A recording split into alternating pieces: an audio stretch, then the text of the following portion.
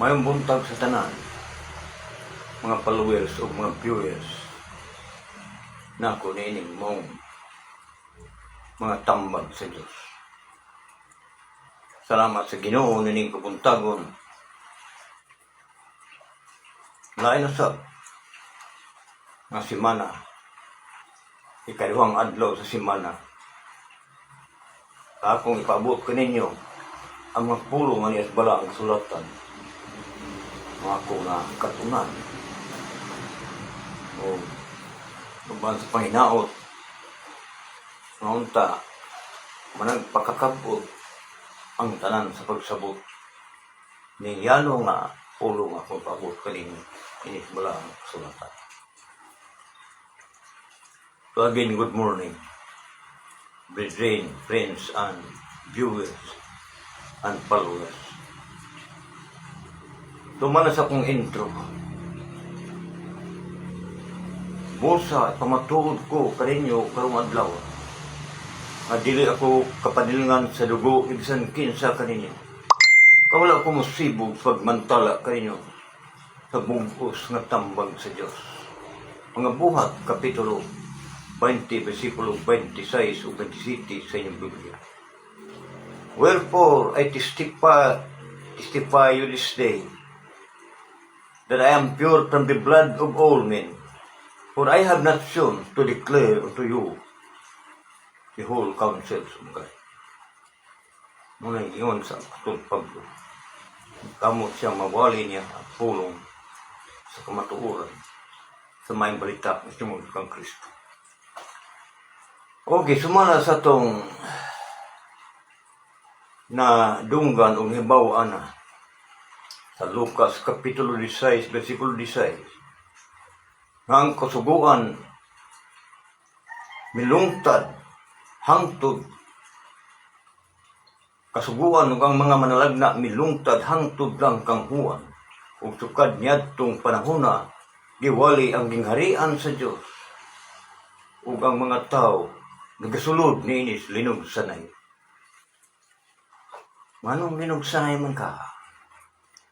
Tungod sa ilang pagdahom nga maluwas sila, mahimo silang matarong sa tubangan sa Diyos pinagis pagbantay nila sa Old Testament law of God through Moses. Ban, nagdahom sila nga mo'y paagi sa Diyos, pagkamatarong mapaagi sa Diyos.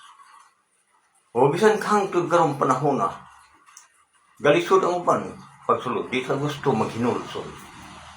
Kaya itong first century Christian na naghinulsol sila. So, akong ipaabot ya kaninyo ang paagi sa Diyos sa kaluwasan, aniya sa balaan kasulatan. Wa ni mo sa hangtod karong adlaw, o dili sa mahitabo nga iya kining usbon. Bisan pa hangtod katapusan sa panahon. Okay. Giwali ang gingharian. John the Baptist. Unang niwali niini sa Matthew Kapitulo 3, versikulo 1-2 sa inyong Biblia. Repent for the kingdom of God is at hand.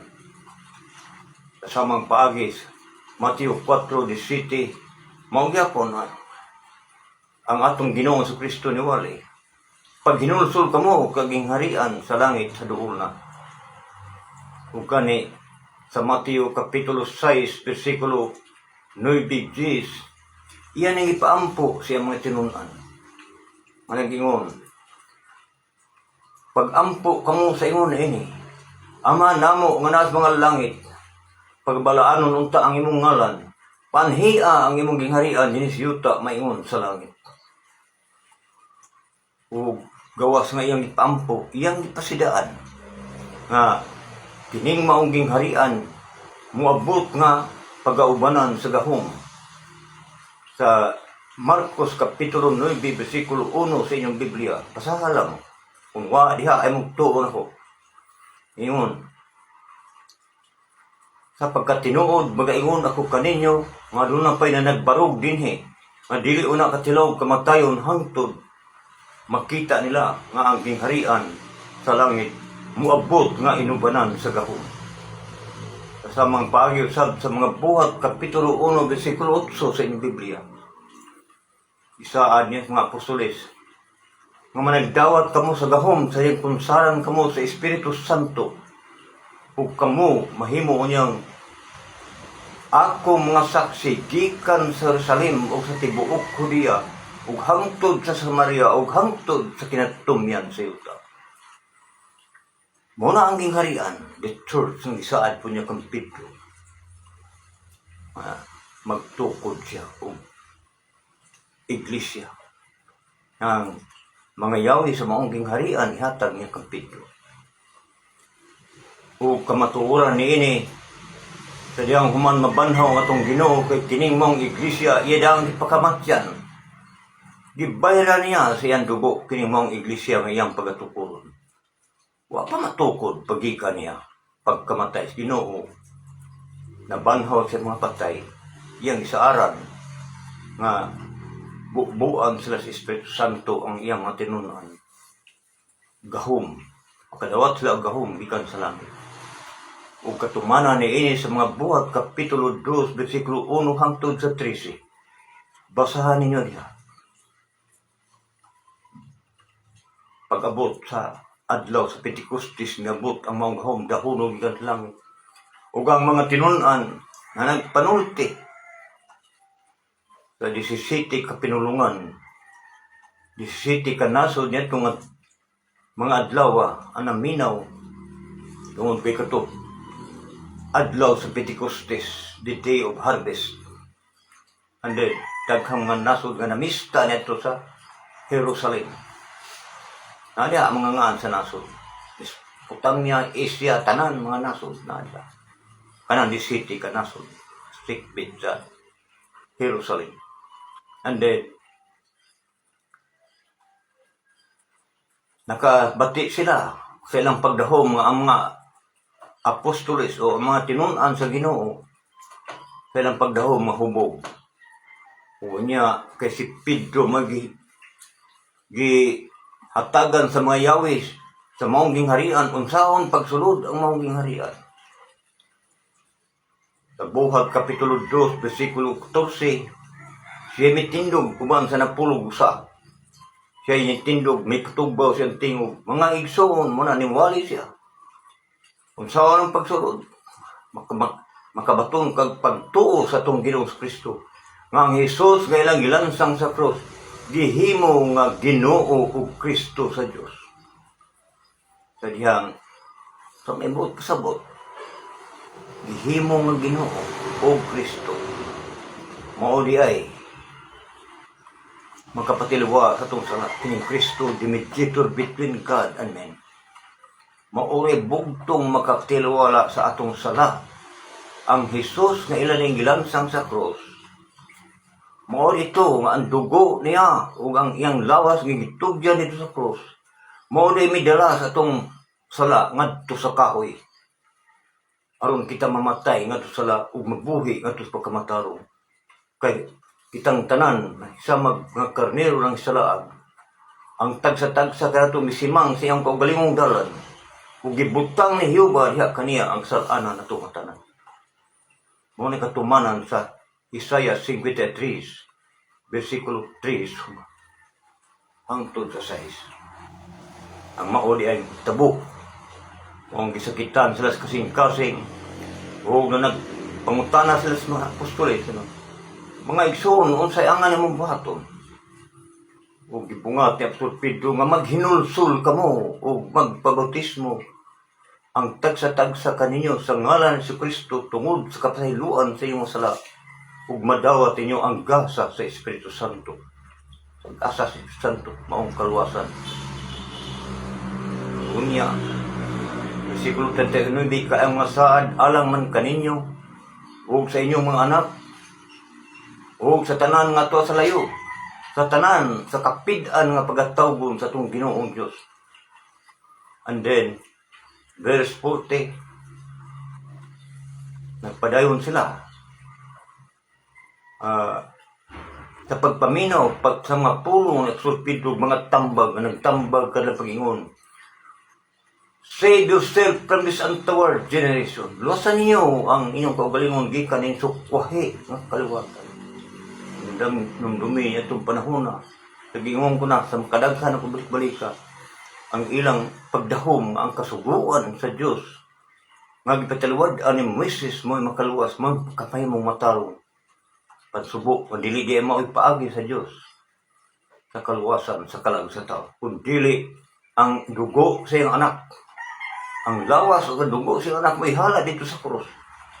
Kaya gawas pagpula o dugo, wala mahimong pasaylo sa Hebrehanon, Kapitulo 9, versikulo 22 sa inyong Biblia.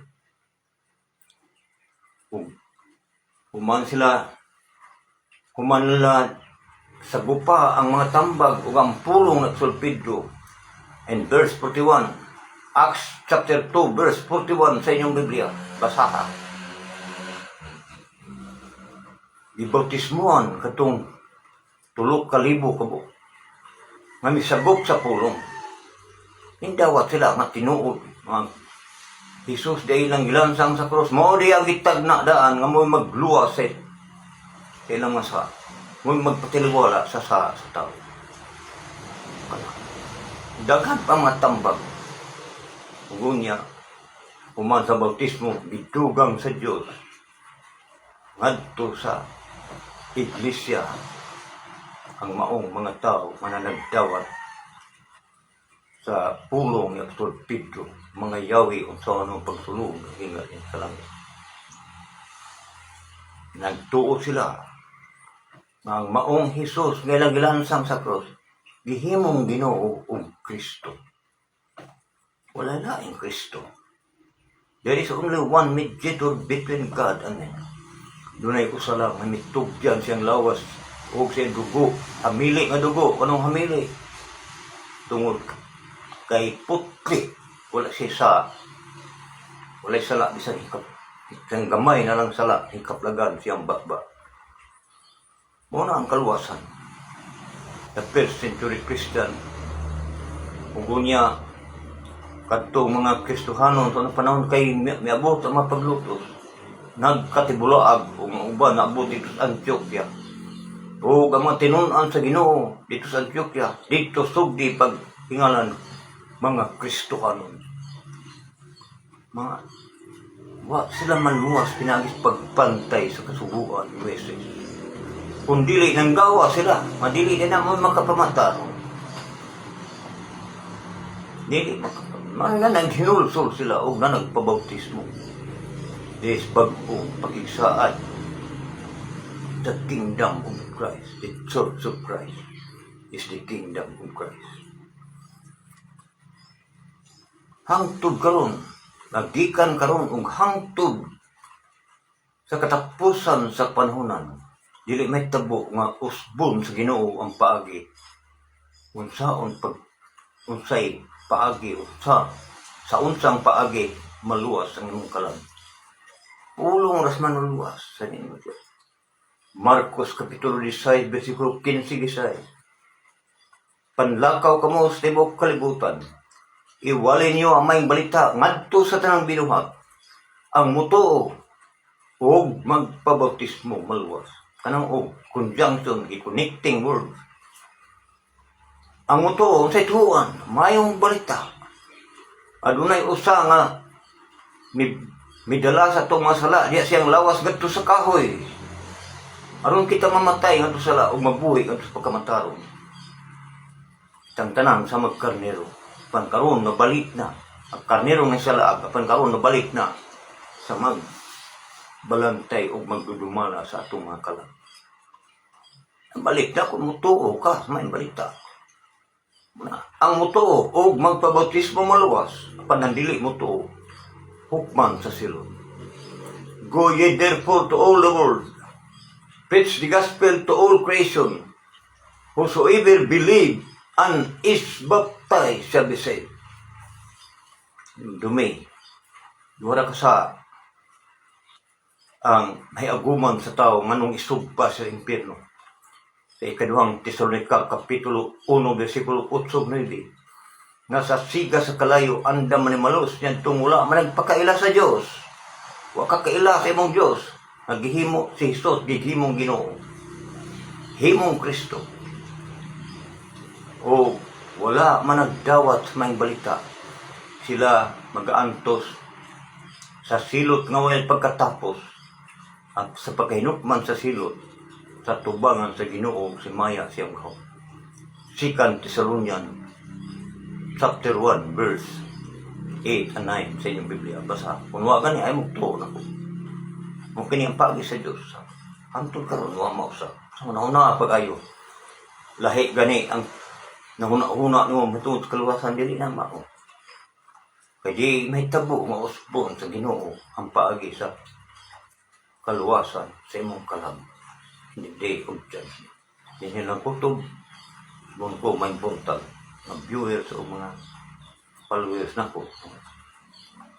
Nyaot ang Diyos magkapanalangin kaninyo ang ta mabutang sa inyong una kini mga pulo ng inyong hindunggan ug matanom sa inyong kasing-kasing. Salamat. Ina ko.